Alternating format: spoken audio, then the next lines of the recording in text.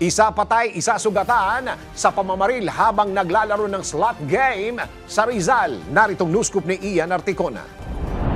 Patay ang isang lalaki habang sugatan naman ang kanyang kasama matapos pagbabarilin ng hindi pa nakikilalang suspect habang naglalaro ng scatter games sa kanilang cellphone sa Rodriguez, Rizal.